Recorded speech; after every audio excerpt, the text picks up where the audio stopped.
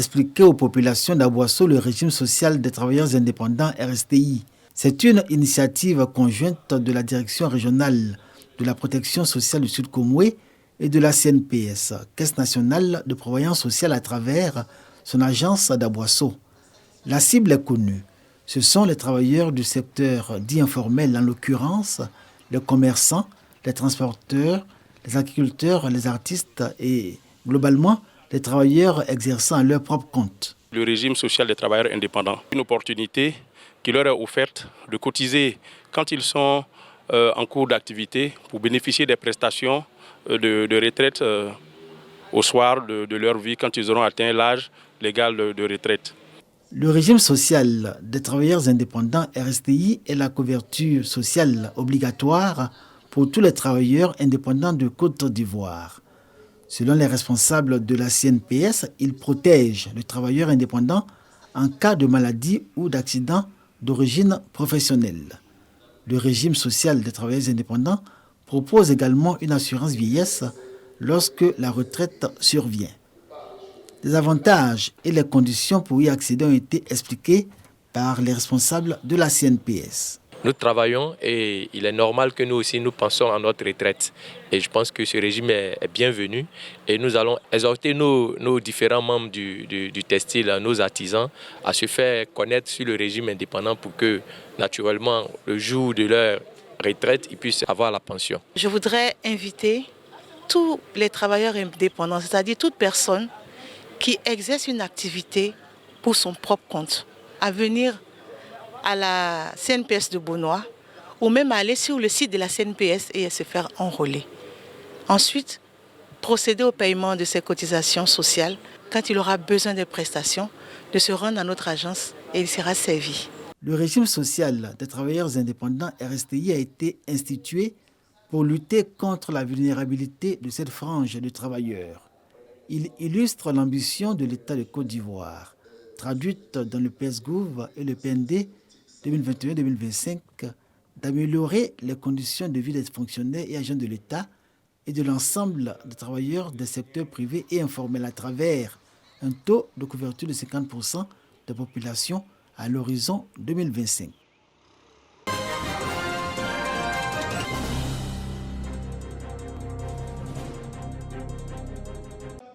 Les conseillers régionaux de Béquet et leurs invités accueillent chaleureusement le président du conseil régional, Jacques Assaouré Kounan, désormais ministre de l'Environnement, du Développement durable et de la Transition écologique. Un honneur fait à toute la région de Béquet par le président de la République, Alassane Ouattara, en intégrant au sein du gouvernement un de ses illustres fils. Fait majeur de cette réunion du conseil, l'examen et l'adoption du programme triennal 2024-2026. Le programme prend en compte différentes réalisations au nombre desquelles 19 actions et 78 opérations. Il vise tous les domaines, entre autres les routes, l'éducation, la santé, le soutien aux femmes et aux jeunes. Coût global, plus de 11 milliards de francs CFA. Un programme triennal transitoire qui continue les actions menées par la commission spéciale avec l'inscription de quelques actions nouvelles. Les représentants des autres partis politiques au sein du conseil régional de Béquet, notamment le PDCI-RDA, ont marqué, de par leur présence, cette deuxième session. Une présence saluée par la représentante du préfet de région et le président du dit conseil. Je leur ai demandé de prendre leur place dans ce conseil qui est aussi le leur. Parce que les questions de bien-être des populations, il n'y a pas de coloration politique. Le premier vice-président du conseil régional de Béquet, Bema Fofana, au nom des conseillers, a tenu à lire une motion de remerciement pour le président de la République, Alassane Ouattara, et une autre motion de félicitations pour le ministre Jacques Assaouré Kounan pour sa nomination auprès du président de la République.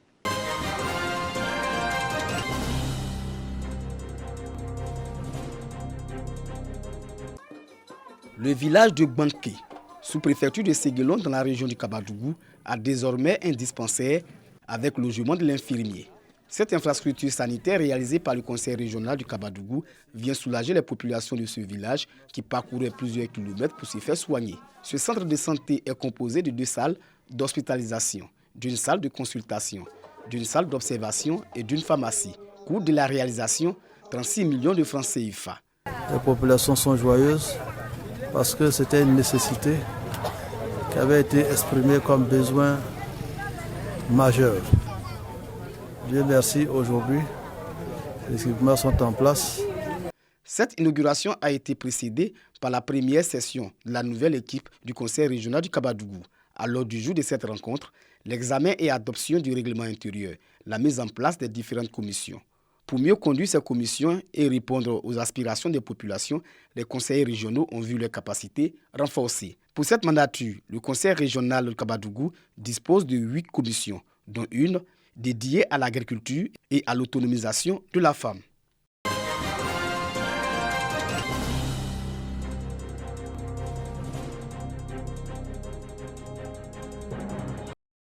La route qui relie Noé Village au chef-lieu du canton Soyé à la frontière sud-est de la Côte d'Ivoire est traversée par le fleuve Tanoé et la Bia.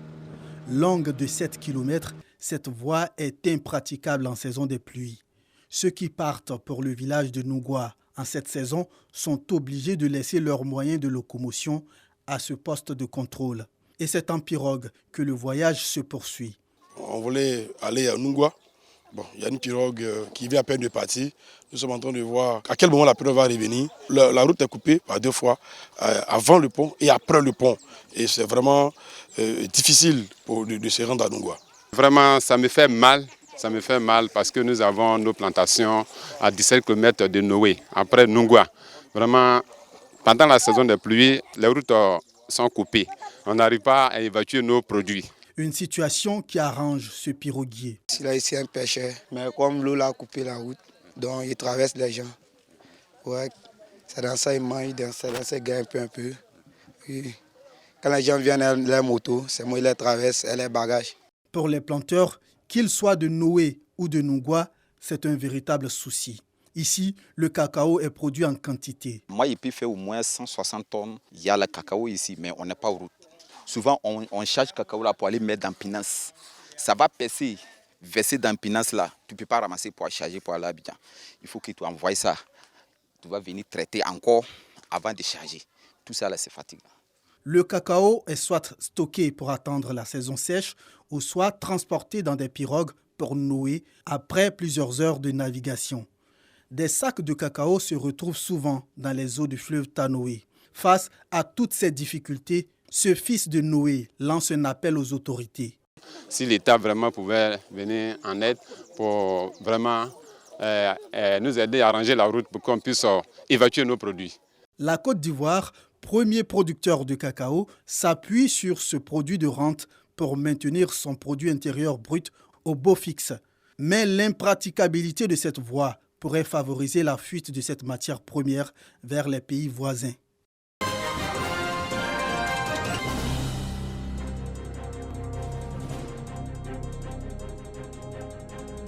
La 6e édition de la Journée nationale de la non-violence en milieu universitaire, célébrée au campus 1 de l'université Alassane Ouattara.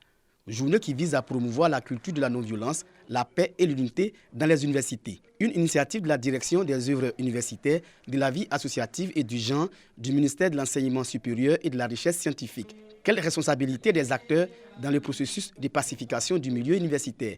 C'est le thème de cette célébration à Bouaké. La Journée nationale de la non-violence pour permettre aux uns et aux autres pour avoir une pause afin de réfléchir et de prévenir surtout toutes ces séquences de violence qui portent atteinte à la qualité des enseignements inculqués dans nos universités. Les responsables des syndicats d'étudiants s'engagent à œuvrer davantage pour la pacification de l'espace universitaire. Il ne s'agit pas seulement de pacifier l'espace universitaire, mais ça commence déjà dans les lycées et collèges. Il serait important d'impliquer tous les acteurs. Le représentant du ministre Adama Diawara encourage le dialogue comme moyen de règlement des conflits et toute autre forme de désaccord. Kobea Hassen rappelle les efforts financiers du gouvernement pour le développement et la modernisation du système de l'enseignement supérieur en termes de réhabilitation des infrastructures académiques, d'acquisition d'équipements technologiques et pédagogiques depuis 2011. Il était bon donc pour le ministre de l'Enseignement supérieur et de la Recherche scientifique de porter concomitamment ces deux fronts de la continuité pédagogique et du retour de la paix sur l'espace universitaire pour arriver pour la première fois depuis au moins une quinzaine d'années à une année académique normale. Des conférences, des slams réalisés par les étudiants sur la non-violence et la distinction des personnes ayant contribué à la promotion de la paix en milieu universitaire ont meublé cette activité. Initiée en 2017, la Journée nationale de la non-violence en milieu universitaire est célébrée chaque année dans une université publique du pays.